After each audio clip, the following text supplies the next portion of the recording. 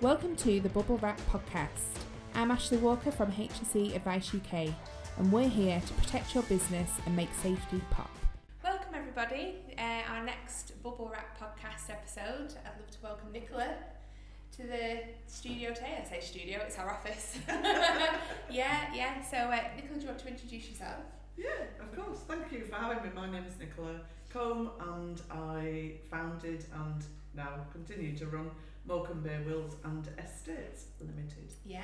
You've had lots going on, haven't you? We absolutely have. Yeah. Business expansion, moving offices. Yeah, it's been really exciting. Yeah, we've had 5.5 years now and have grown a lot from just me a couple of days a week to now having 8 people and also 3 temporary support people as well, so 11 of us. Wow. Altogether. So yeah, and we have serviced now nearly 4,000 clients. So is it? Yes. Oh my gosh! Wow, 4,000. So enormous, yeah. Enormous numbers. That's a big impact on the local community. It is, absolutely. That's amazing. Yeah. I hope you're really proud of yourself. That's fantastic. Yeah, we are, and I think sometimes you don't really, you're so involved in what you're doing in the business, you don't really sit and think about what you've achieved. But actually, sometimes when you have to, on a regular basis, if you're maybe submitting for an award or something like that, you have to reflect on what's happened on the last 12 months. Yeah. And that's when you sit back and go, my goodness, look what we've done. So and we're really proud. Have you felt over the years your goals and ambitions have changed? Because when I first set up, I always thought, when you become VAT registered, that means you're an official company, or a proper business. And then that came and went, and it's like my next goal came before that was achieved. It's strange. Did you find that the same? Or? Yeah, and I think so. I've never really set out goals for the business, and I know lots of people do. Yeah. I set up my business for very different reasons. I lost my husband, and I was looking for something that I wanted to do that would give back. So it was really not about profit or about anything like that. It was more just about helping the local community. Yeah. And so I didn't sit there and say, well, I want this many clients or I want this much turnover. But when you get quite close to the VAT turnover, it is a big step, because you then become what you think is a big business. And then the next one is normally 100,000 turnover, 6-figure turnover. And now we're about, I think this year, we will probably, just coming up to the end of our financial year, but we'll probably hit 250,000 turnover. Oh my gosh. Which is like mind-blowing, really, because we never even thought that that's what we were going to do. As I said, a couple of days a week from my house, really, to now doing that. So. And everybody knows your name. What I found is, if you meet different businesses, different people in the community, I saw Nicola doing it. I know Nicola, I know Combe Wills and Estates. And it's really nice to know how much impact you have had, and people are aware of who you are. And the good, positive. Yeah, and I think we're really, really known for being charitable. So, right from the very beginning, I said, look, I want to give back to the people that had helped us when we were, when Jim was ill. Yeah. And so Cancer Care at Slindales in Lancaster were the team that gave us some therapies, and then gave me some counselling. And I looked at it and I thought, well, I'll give him maybe a percentage of the profits. But then, in your first few years, you don't make any profit. So I had to quickly change that and say, well, actually, we'll do turnover. So we give 5% of every invoice that we raise over to Cancer Care. Yeah, that's amazing. And so by the end of last year, we'd raised £20,000 for Cancer Care. And so because they promote the work that we do, and we promote the work that they do, and we have a really good social media team, that really means that most people know who we are, and we're known really for, just being a nice friendly team, and doing some good stuff. So I was trying to figure out yesterday when we first met. Now, was it at the Growing Club's women course, or had I met you before then at the chamber? I was trying to, because it was both about the same time. Might have been a chamber event or the Growing Club event. I think it might have been the chamber right at the very beginning when you first started, really. So feels like such a long time ago. It does seem a long time. It'll be a good 4 years ago, probably at least, I would have thought. Yeah. And so I started networking at the chamber, but then I also, you mentioned the growing clubs. The growing clubs are like the social enterprise for women, and I had a role there. I've stepped back from it just this year because it's so busy. But I had a role there, and I used to run the drop-in every Thursday, so women could just drop in and ask questions about, they were thinking about setting up their own business, or they might be in business and they wanted somewhere that they could just go and sit away from their home, or to interact with other people. So I used to run the drop-in there weekly, and then I also used to run a couple of courses. One was called making goals and setting goals and making plans. So I always say that, I mean, even though I don't always practice what I preach, but basically a goal without a plan is just a dream, is the sort of thing that, we used to talk about. So we used to say, well, it's all very well to set goals, but I used to teach people how to plan it out on paper, across a timeline, what are the do's, what are the don'ts, etc. And then I started to run a mentoring scheme there as well. So, signing up mentors to mentor the women who were coming through the startup courses. Yeah, that's fantastic. So, and it's an amazing place. But this year I've stepped back just because we bought another business this year. So I had to just go, look, I need to step away and give myself some time. But I think it was probably the growing club. I think it was, And how our businesses have changed since then. Yeah, because at that point we were probably both one-man bands or one-woman bands. Yeah, pretty much, yeah.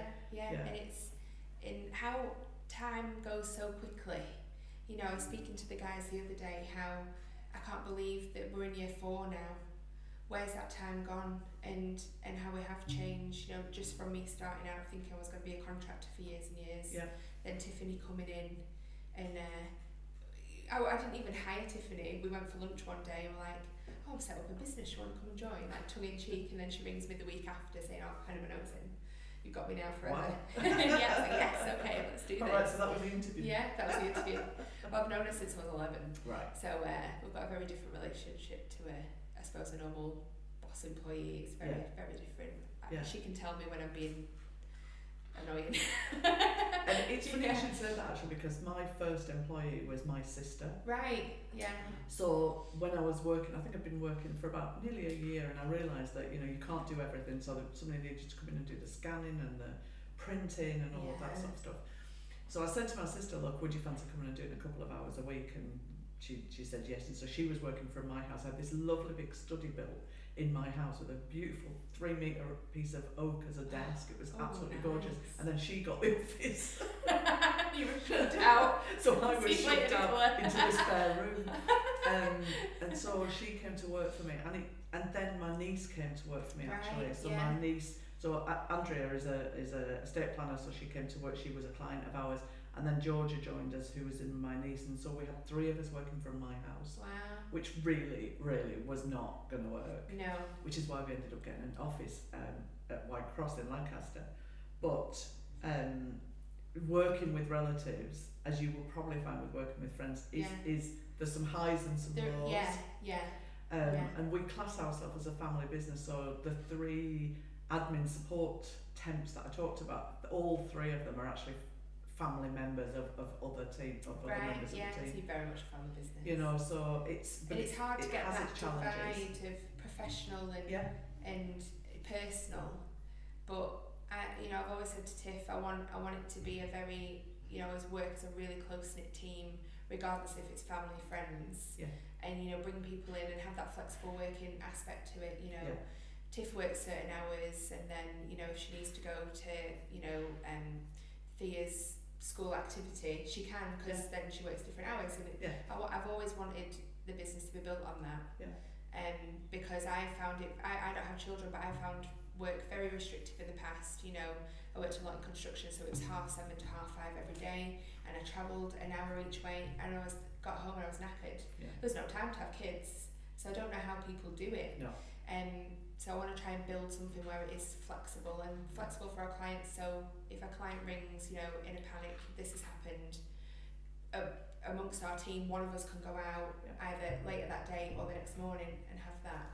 And I actually think that being a small business allows you to have that flexibility.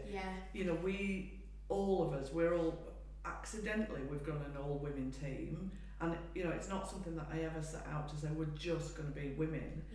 But it has happened that way.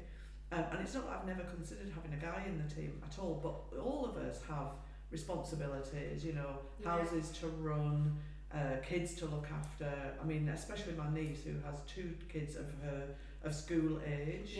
You know, and so we say, sometimes she'll say, or you know, her daughter has a dancing thing at school or something like that, can she swap days? And of course, you know, it just makes it much easier. But then in the same way with clients, you know, we'll say, look, we can see you, unlike a lot of firms, law firms will say, we'll come and see you at home, you know, we're happy to work till 7 o'clock at night and come and do an appointment after you've put the kids to bed or after you've had your tea, Saturday mornings, Sunday mornings. So we try and be as flexible as we can for clients because we realise that that's what they need. You know, making a will is not the nicest thing to do. It's a bit scary. It is scary. I don't have a will. Yeah. I've told you before, and I know and I keep always saying say, right. And you should have. Yeah, because that's why we're talking today. Well, because I didn't realise that, and I always thought, well, I'm 35 now. I'm only young. I don't have children. It's just, you know, I've got my house, but it'll just go to my next of kin or whatever. And actually, it's probably my parents, because I'm not married right now. I'm engaged, got engaged. But I'll keep saying that to everybody when I mean. Congratulations. Thank you. But it still doesn't give your partner any rights. Well, to no, anything. that's what I was thinking. Because when we got talking, I was thinking, gosh, you know, if something did happen, where would the business go, and what would happen with Tom and my house and my dogs? Like all of that, and it gets you thinking. Yeah, it does. And I think most people do probably think that way, and it's, you know, making sure that they understand, you know, it could. Because I was reading, you put a really good like flow chart on your socials of when it goes, and it'll go to the estate crown. I was like, okay, right, need to think about this. And I think I think that's my aim in life, to make sure that people are aware of what happens when you don't have a will or you don't have powers of attorney. And I know firsthand how difficult that can be. So when Jim, my husband, became ill, we had wills that were like 14 years old and we wanted to update them. So we got someone round to the house, a little bit like what we do. And then the will writer went on holiday, didn't get our emails backwards and forwards, and Jim died before he could actually sign the will that he really wanted. So I know firsthand of just how tough it is, you know, now dealing with a will that I know this is what he really wanted, but that's what this will said. And then at the same time, when he was ill, we didn't have powers of attorney to begin with. And so, you know, when I was trying to do stuff for him, if he was maybe having chemotherapy and he was really, really ill and didn't want to be messing around calling the bank or whatever else it might be, or Sky or whatever, you know, and I couldn't do it. Without a power of attorney, I couldn't do it. And so having gone through that, and then all of the hassle afterwards with inheritance tax and probate, which happens after you die, was a nightmare. And I just said, I don't want anybody else to go through that. And so a lot of what we do is spreading awareness. So we'll go and last week I was up in Barrow with a group that supports people with a condition called pulmonary fibrosis. And so, you know, talking to people with a life-limiting disease, and saying, you know, these things are really important. And actually now we have this strapline, which is the kindest thing you can do for your loved ones. And then, you know, make a will, make a power of attorney, because so many people like you think, well, it's okay because it'll just all go to my parents. But actually, what then happens is, because your parents don't have the legal authority to sort stuff out, it's just a mess. And people say to me all the time, oh, my uncle died and he didn't have a will and it was just chaos. And it is, it's chaos. So, you know, I think for me, I'm just standing up in front of people and saying, this is what happens if you don't get your stuff sorted. Or what's what I was going to say then? Get your stuff sorted. We swear all the time on this podcast, there's nowhere. So that's why I do what I do. You know, because I've seen it, and honestly, day in, day out, we see the consequences of that. You know, we have all of these calls, you know, my dad's just died and my stepmom's taken everything, and all of that, you know, and it happens far more than you ever think. Yeah, and people become quite nasty. They do. Yeah. We see this a lot. Yeah. And so, you know, Arguing. clearly laying out what you want and clearly giving the right people the ability and the legal authority to do that is just makes it so much easier. And people don't want to think about the fact that their families will fall out. I'm dealing with a family at the moment, you know, and they have fallen out. Gosh. You know, and it's literally about money. You know, and you don't want to think that your family's going to do that, but unfortunately some people, you just don't know them. Well, yeah, that's true, and you think you can be really close to someone. I mean, I was speaking to someone recently who they had, I think it was the mum had passed away, but even they were like a close-knit sisters, and all of them were arguing about the estate because it wasn't sorted out properly. Yeah. And one thing I really remember clearly, we had a session and you did a little bit of a presentation. It was on the like social media rights of making sure that it's in your will, the fact that someone takes over your online accounts and social media to be able to close it down. Yeah. That stuck in my brain. And lots of people nowadays don't think about it because will sort of feel like old-fashioned, and lots of people think that they're just for old people. You know, I'm coming to retirement, maybe I need to do something about it. But actually, as a youngish person, you know, you've got a lot of things that you don't think about that are assets. So whether it's your emails, whether it's your photos, whether it's you've got some Bitcoin or cryptocurrency or something which more and more people have nowadays. And so in our wills, we always use a clause that allows the people around you to be able to sort stuff out. So I often talk about, so when Jim died, he had a Microsoft Office, we had a Microsoft Office family account. Okay. Which allowed us to use, you know, Word and Excel and Outlook and all of that sort of stuff. And then a couple of years afterwards, I said, well, I don't want that family account anymore because I've now got a business account, and it was $79.99 a year. I always remember the number, and I couldn't cancel it. So although it was in Jim's name, but I always paid for it on my credit card, and I couldn't cancel it because I didn't have Jim's password. So they took the $79.99, despite the fact that I wasn't going to use it.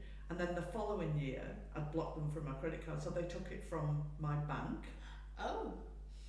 And then the following year, they took it from PayPal. So I've had to block Microsoft Office from taking amounts from it. And that's just because I don't know the password and I can't change it. Yeah. And then there were other things like after a certain amount of time, the email company closed down or changed the password, so I couldn't get into it. And there was, I think, like a warranty for the telly or something like that. These are the practical things that you don't think about. So we bought a telly, the telly was on the blink, and I could not get into Jim's email to get the warranty, to claim on it, to actually have the TV repaired. Yeah. So, you know, what we do now is, and from learning stuff like that, and more nowadays, people have your Facebook account, your YouTube account, your TikTok account, your all of these sorts of things, whatever you have on your phone. And unless you legally give someone the authority to do that, I can tell you firsthand that they will just make it really hard for you. Yeah. You know, so we give, I think maybe the session that we were talking about, so we went to one of the chamber networking sessions, and I gave out a sheet of instructions to people about how to set up. So if you have an iPhone, particularly an iPhone, you can do it on Samsung, they don't make it as easy for you. But on your iPhone, there is a setting that is called legacy settings, and basically all you do is you go in, you use your settings, you say, I want, in the privacy section, I want someone, if all else fails, I want someone to give the authority to someone to be able to access the stuff that's on my phone. Yeah. And that is something really simple that everybody can do. You know, if you don't know how to do it, just Google it. It is really, really easy to do. Yeah. And I think out of those people that were at that networking session, I think only one person who I'd already talked to even knew that. So everybody took a sheet away and went off and gave permission for people to access. My mum and dad's phone. Everyone's phone. Yeah, and then there's some, you know, and so there were people doing it at this session, and then all of a sudden these other people were getting a text going, you know, what's that mean? You know, you've given me permission for when you're dead. Yeah. All right, I had to bring my brother first. Exactly. FYI, you will. Exactly. Just letting you know. Yeah, so if you do it, please please do warn those people in advance. Yeah. But yeah, people don't think about what we call digital assets, and it's more and more and more important. Yeah. Because it's more and more part of people's lives, you know. Yeah. So, and to lose access to all of those emails or to not be able to close down an account, you know, is for some people is really heartbreaking. Actually, you know, just imagine that, you know, you've got a whole load of. I mean, we know of a client who unfortunately her husband died very soon after the wedding, and all of the photos were on his phone. Right. And she couldn't get those photos off. You know, it was people who'd sent, so she had to contact all of their friends, say, can you resend them to me? Yeah. And what an awful thing to have to do. That's awful. Yeah. Because you can't get into his phone. Yeah. So it's really important. Yeah. It's food for thought, isn't it? You know, make sure that you've got it all set up. You know, the business side, I was thinking the other day, you know, what if I did get hit by a bus? No one has access to banks, invoicing, the zero account, well, the accountant has a zero account, but I was thinking, how would then the business operate without me? Yeah, and lots of people, we talk to small businesses particularly, and, you know, often when it's a sole director, you know, one person, but even when it's two people, if you have two directors, and something happens to you and you're in hospital for an extended period, for example, you know, you might not want the other director to do everything. You might want someone to have your seat at the table to make those decisions. Okay. So it's not just about finance. So you can put something in place called a power of attorney. Yeah. And people think that powers of attorney are for you. We have this hashtag, not just for your nan.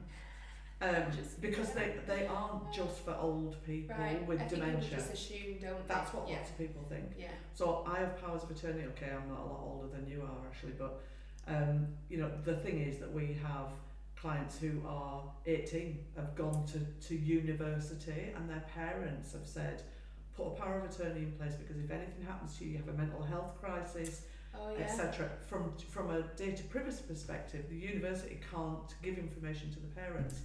Unless there's a power of attorney. So we talk quite often to students at the uni.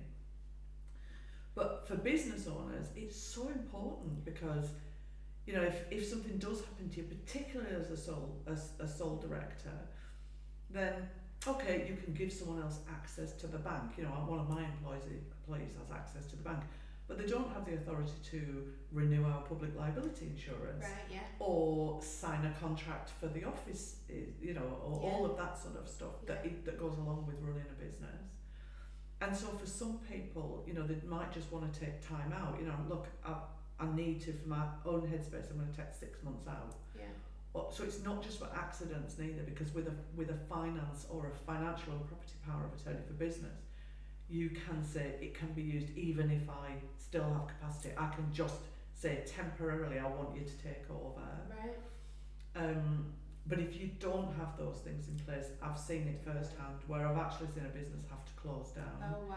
Because, and it was a garage, and unfortunately actually they also did MOTs, and so the garage owner, you know, had an illness, couldn't run the business, and even though his wife was an employee, she couldn't do all of the things that she needed to do, and neither did she have an MOT license. But she didn't have the power to apply for an MOT license in her or one of the other employees' names because she wasn't the business owner, and the business owner wasn't well enough to do it. Right. So, you know, unfortunately that meant that the business had to stop for quite some time until he was actually well enough again to pick up the reins and start again. Right. Gosh, and all the amount of business with a loss and reputation. Exactly, and that's a reputational risk is something that we don't think about doing. Yeah. But you know, if you imagine that, you know, your clients would say, well, actually, you can't, you know, you haven't paid your bills, or you haven't paid your rent, or you know, all of those things, just because you didn't have that piece of paper in place that gave people the power to do what they need to do. Yeah. So a lasting power of attorney for business is so important, you know, and you can do them personally, and you can do them for business, or you can have one that covers both if you want the same people. Sometimes you might want different people. And I think it's so closely linked to general compliance. You know, you don't set up a business just for fun. You don't set up, I'm just going to run that business and then it'll just go away when I pop off. You know, and it's your reputational risk, safety, you know, finance, if something does happen and you can't run your business, who will take over and run it the way you want it to run, and not run it into the ground? You know, it's all things that people really need to think about. And sometimes they just don't. They just think it'll never happen. Yeah. It's that consequence that they think it just won't ever happen. You know, it's not a good consequence for them. It's a bad consequence, and you know, most of the time people ignore them, and then something does happen, and it all just.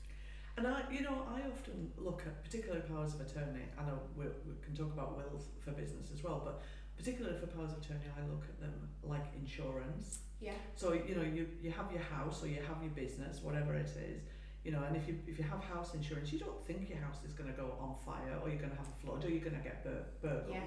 But if you do, my goodness, are you glad you had insurance in place? Yeah. So if you look at powers of attorney, you think about it in exactly the same way. It's a business expense, you know, it's part of keeping business continuity. Yeah.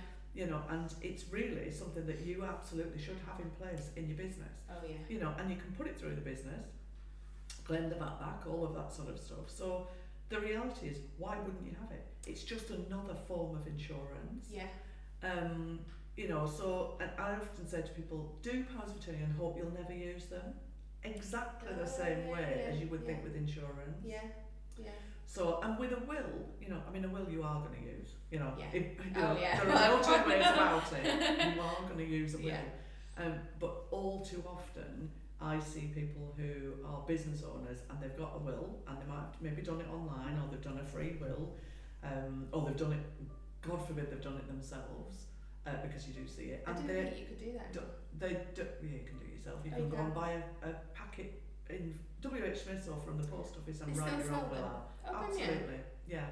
And on our YouTube channel, there's actually, I went and bought one and opened it up and read what was in it, and I think it was like 5 minutes of me going, oh my goodness, oh my goodness, oh my goodness, please don't do this. But none of those things have provisions for wills. So in a will, if you're a business owner, you can state where you want your shares to go if you're a shareholder as well. But more importantly, you can put something in called a power to carry on business. Okay. And what that does is it gives certain people the ability to either wind up your business, if that's what the aim is. Yeah. You know, even if you're a sole trader, you have to remember as a sole trader that as a sole trader, your business dies with you. Yeah. And then all of a sudden, nobody can do anything. You know, so you should actually have this power to carry on business, even if it's only for a short period. So what it does is it indemnifies the people that you've trusted from having any personal liability. So, you know, they can make, as long as they don't make fraudulent decisions, they can make decisions and don't worry about actually anything coming back on them. Oh, my mum is very open. Yeah. So Andrea went in to do my mum's will, and she rang me after. She's like, oh gosh, there's lots of questions, and she's been very open about where she wants, you know, her money to go and whichever. And she made a really funny statement. So my mum and dad are still married, but they've been separated a very long time, since when I was 19. But they're still married. So they split their assets, they've got a financial agreement, but they haven't done that divorce bit. Yeah. And when she rang me, she went, I've got to write your dad a letter to tell him why he's not getting anything. I was like, right, okay. Yeah. And then she changed her mind, where she said, actually, if you and Cameron end up in a, you know, me and Cameron go before my dad, but then he does get it in the end. Yeah. Because she said, you know, actually he put a lot of money into our, you know, estate, and why, you know, if I go and you and Cameron aren't there, why shouldn't he get it back? Yeah. I was like, oh right, okay, well that's really morbid, but sure. But it's having those discussions which people don't want to do. No, they don't. And so we're seeing the rise of online wills, you know, where it's, you know, you are sitting in front of your telly on a Friday night, you go, all right, I know I need a will, I better go and do one. Yeah. So you get on your phone and you're asked, you know, half a dozen questions, and out pops a will, you know, and they email it to you, you print it off, and hopefully you don't get it signed properly. You'd be amazed how many we see that aren't signed properly. Yeah. And that you only know about, well, you never know about that, but the people around you when you die do know about that. Yeah. But a lot of it is because it makes it easy, but it's sort of avoiding the situation. Yeah. And so when we do them, we do pride ourselves in saying we do it properly. So when Andrea went to see your mum, and she said there's lots of questions, we get lots of clients who go, oh, I never knew there was so much to it. Yeah. But actually, if you're doing it properly, you should do it. Yeah. And Yeah. you know, you're in a situation where your mum and dad have got this relationship. I have, so the reverse of that is I have a client who called us, it was probably a year ago now, and he was 29 years old and his parents split when he was 3. So for 26 years, he's never seen he's never seen his father, Right. never had any contact. Father's never contributed to his upbringing financially or otherwise. So unfortunately his mum's now died. Because his mum didn't have a will, the law says that her husband, Yeah. so they were still married, separated for a long time, but the law says that her husband gets the first £322,000 of her estate. Wow. And then if there was anything else, that would be split between him and the children. So her estate is worth less than 322,000. That means his estranged dad, that he's never seen for 26 years, has got everything. Wow. Literally got everything, and he has got nothing. And those are the stories that we should tell, Yeah. because they are so important. Yeah. You know, Yeah. and in your family, you know, that you don't have that sort of estrangement. No. You know, and it's probably going to work out okay. But for this family, all this lady had to do was to make a simple will to leave everything to her son, and not only that, not only does the son not get anything, but his estranged dad is the person responsible for administering the estate as well. So he doesn't even have the right to do that. So, you know, he's lost everything, literally everything, for the fact that his mum could have spent a couple of £100 and done a simple will, leaving everything to him and giving him the authority to do all of this stuff. Gosh. And did he meet his dad? Did you see him? Or you don't know? No. You know, he just said, what can I do? And I was like, well, there's nothing you can do, really. You just have to You can make a it. claim, you can put in a claim, but a claim then, of course, is legal fees and all of that upset. Yeah, you know, so we passed him on to someone to talk about making a claim. And as I said, you know, claims are on the rise. Well, we see employee claims all the time. Yeah. You know, it's going up and up. Yeah, we're becoming much more litigious, aren't we? Yeah. You know, and so I think that, you know, it's like, well, you know, I might as well have a pun. And there's some of the no win, no fees. I never recommend a no win, no fee solicitor, because we do work with some really, really good solicitors who have your interests at heart rather than money at heart. Yeah. So there's a big difference there. Yeah. Yeah. So I mean, there's lots and lots of things that people don't know about wills that they really, really should know. Yeah. And so many, you know, I go on Facebook all the time and I'll see, you know, oh, just go and do it yourself, hun. Or, you know, with powers of attorney, it's just fill in a form, hun. You need to just fill in Oh, the it's form. so true. I know, You know. people, someone did say that to me, because I was talking about wills the other day, and someone did say, oh, you can just do it yourself. I was thinking, no, I can't, because what would I even write? Yeah, you need someone there to prompt you and do it properly. We do see homemade wills, and unfortunately they can be really bad. I mean, I would say the only time that you really should make a homemade will is if you are single and you've got no house, no partner, certainly no business. You know, and that's it. People say, well, I haven't got anything else. You know, I've heard people say, I'm a single mum, and I've got nothing.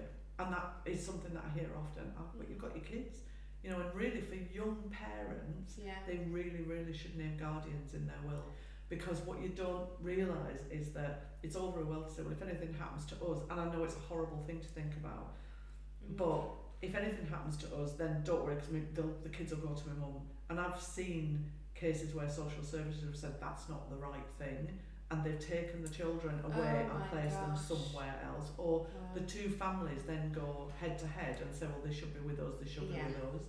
So if you've got small kids, then for no other reason than naming guardians, do it.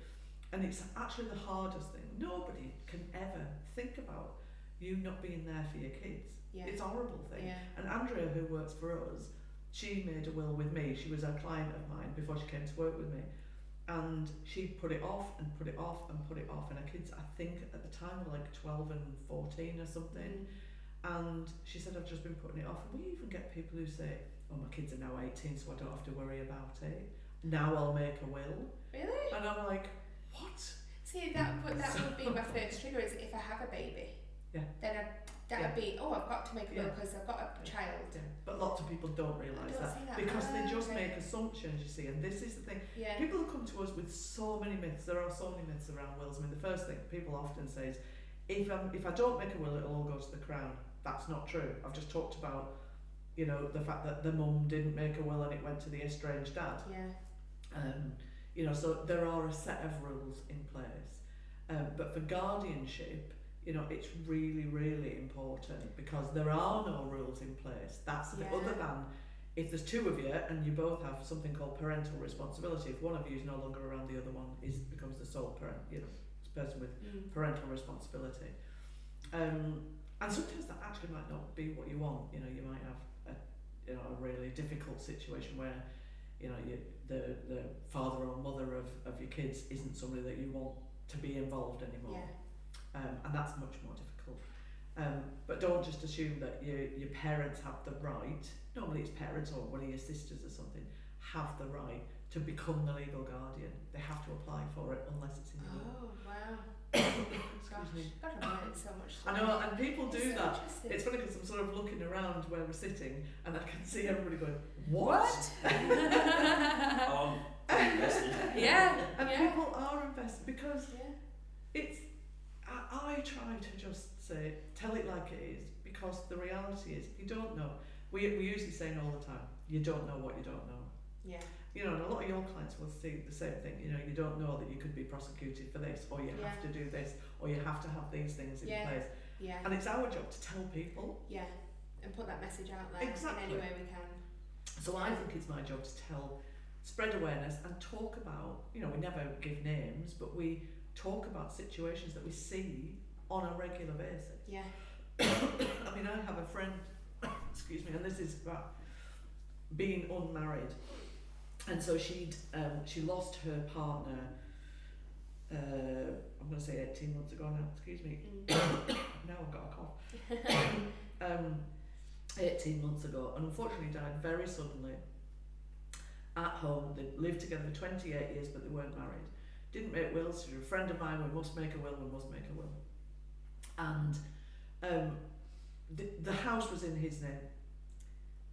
So he's died. His brother and sister are entitled to the house. So the brother and sister put the house up for sale. And now at age 59, she's now living back with her parents because she's lost her home. Not only has she lost her partner of 28 years, but now she's lost her home as well. And of course, there's this massive rift in the family because that's what they've done. And a will would have just absolutely sorted that, you know. And although she could make a claim, I mentioned earlier that there are certain classes of people who could make a claim. You know, do not assume that there is no such thing as common law wife or common law husband. She had no right to his estate, but she could make a claim. But she was devastated, you know, he died in front of her, you know, and then she's had all of this sort of, you know, upheaval with the family, and she has 6 months to make a claim, and the reality is in 6 months, you know, she's just not it's too traumatic. She doesn't want to make that claim. So she's just accepted it, you know. And even a simple will, just saying I leave everything to, would have done it, you know. That's heartbreaking. And it is. I'm heartbroken for her, you know, and the rest of the family, you know, because she's just like you know, 28 years. Wow. So and I told that story actually at a chamber networking meeting. And the number of people who came up to me afterwards and said, I don't believe it. And I'm like, honestly, this is what happens. So you just assumed that it would have gone to her because they've been living in the same house for such a long time? So living in the same house gives her the right to make a claim, but it doesn't give her the automatic right to any of his estate. So because in law, unfortunately, marriage, you know, has a lot more rights than cohabiting, and of course now we're seeing more and more people cohabiting instead of getting they don't married. want to get married. So if you're married or in a civil partnership, there is the right to have a certain amount. I mentioned this figure of 322,000. You are entitled to the first 322,000. But if you are not married, you're not entitled to anything, but you are able to make a claim. So, you know, but it is time limited. So, and these are, that's why we put the flow chart out that you talked about. Yeah. You know, and it says, you know, are you married? No. Right, okay, so now go down this big red path of, you know, do you have any parents? Do you have any kids? Yes, it goes to your kids. Do you have, if not, it goes to your parents, you know, and if not, loads of people don't know that it goes to your parents. Yeah. You know, you might not want your parents to have it because they might have enough, or they might be in a care home and then it's all going to go on care fees or something like that. So, you know, Gosh, and what about property then? Because some people say, oh, you should put your property into a trust, then no care fees go out.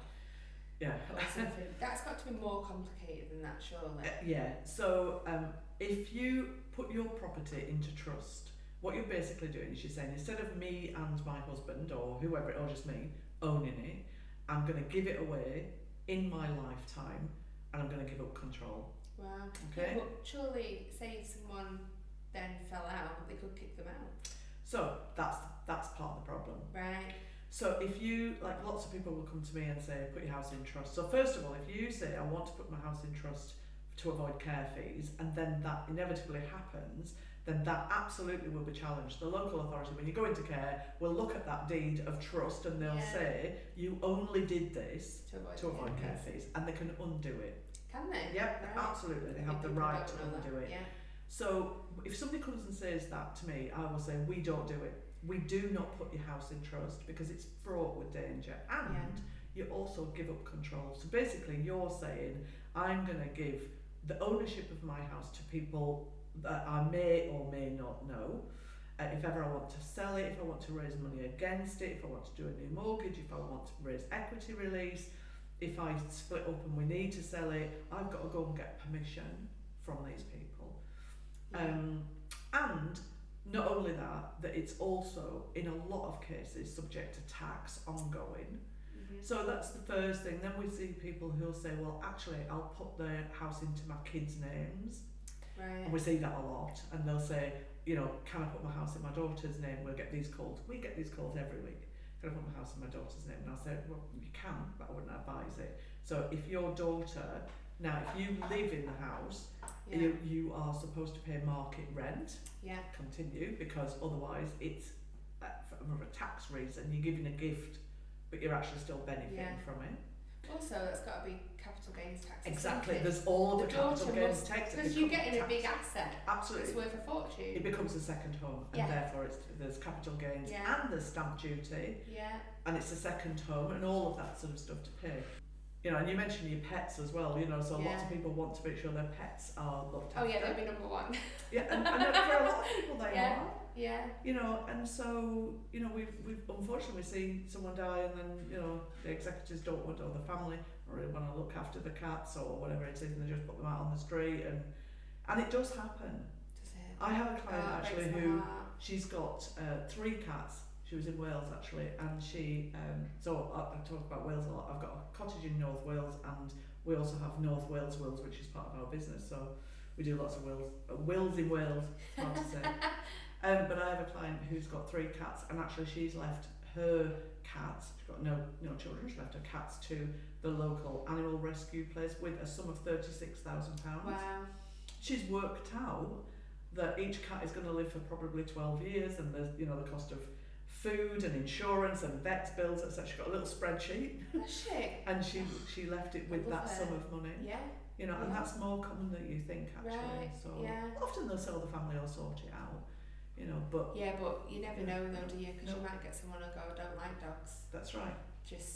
That's sell, right. Sell and so like the RSPCA have what they call a pet for life scheme as well. Right. So for some people, if they don't know, you know, maybe an elderly person who's got a dog and they don't really have a family that might want to look after, you can actually gift your pet to the RSPCA for life with a sum of money to look after, you know, as a donation. So you can actually do that as well. So, that's great to know. Yeah. So it's amazing what people leave in wills. We could talk all day about this. You could, absolutely. Yeah. So. But so I'd advise anyone to check out your website because you've got lots of information on there. And I will be sorting out my power of attorney. I think that discussion's made that. But thanks so much for coming in. I really appreciate it, and it's been good chatting. And it's good to talk to other business owners as well, just about, you know, how your story and how, you know, you've grown, and we've sort of been on a sort of similar path, and it's really nice to see, you know, success. So I think brilliant. we've been quite lucky in our local area. There's a lot of support, isn't there, with the chamber and the growing club, and there is. You know, there is, and people that we network with as well. I mean, I know I introduced you to another networking group that we, you know, that we now sort of go for a walk or do something. And I think that that level of support of local business owners is really, really important. And I use that a lot. Because it can be a lonely place running your own business. I love the Bay networking. Yeah, it's great. Hopefully the weather will be nice and we can actually go for a walk. Instead of going in the bowling alley instead and having a drink. I'll have to do bowling again though. Right. Good. Wonderful. Thank you for having me. Everyone. Thank you for joining us today. If you enjoyed our episode, please subscribe to our channel. All links to our social media are in the description below, and if you have any questions, please leave a comment or message us. Bubblewrap, to protect your business.